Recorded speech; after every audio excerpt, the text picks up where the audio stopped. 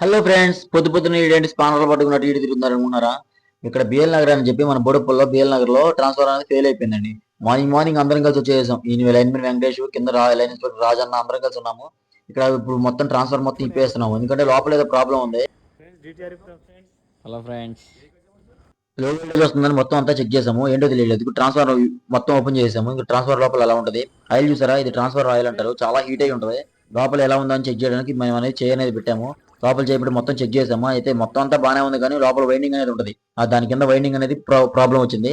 సర్లేని ఇంకా మొత్తం చెక్ చేసి మొత్తం ఎట్లా అట్లా ఫిట్ చేసేద్దామని చెప్పి రిప్లేస్ చేసి ట్రాన్స్ఫర్ మొత్తం ఫిట్ చేసాము. కిందకు వచ్చేసి మొత్తం పైన అంతా చెక్ చేసాం. పైన కింద మొత్తం చెక్ చేసినా కానీ ప్రాబ్లం ఏంటో తెలియలేదు.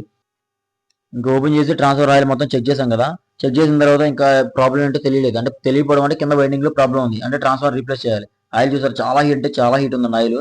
సర్లే అని చెప్పి మొత్తం నట్ బోల్ట్ అని ఫిట్ చేసి ట్రాన్స్ఫర్ ఎలా ఉందో అలా గ్యాస్టీస్ గా ఫిట్ చేసాం. ఫిట్ చేసి కిందకు వచ్చేసి కొంచెం చెట్లు అవన్నీ ఉంటే పక్కనంతా లాగేసాము. లాగేసేసి మరి సప్లై ఎలా ఇస్తారు అప్పటి వరకు అనుకుంటారేమో. అందరికి పబ్లిక్ డిస్టర్బెన్స్ రాకూడదు అని చెప్పి కరెంట్ ఇవ్వడానికి మొత్తం ఆన్ చేసాం. ఆన్ చేసి లో వోల్టేజ్ వస్తుంది కదా, ఆ లో వోల్టేజ్ ఏదైతే వస్తుందో దాని ఫీజుని 2/3 చేసాం. సరే ఓకే. ఇప్పుడు కరెంట్ ఉందా పోయిందా?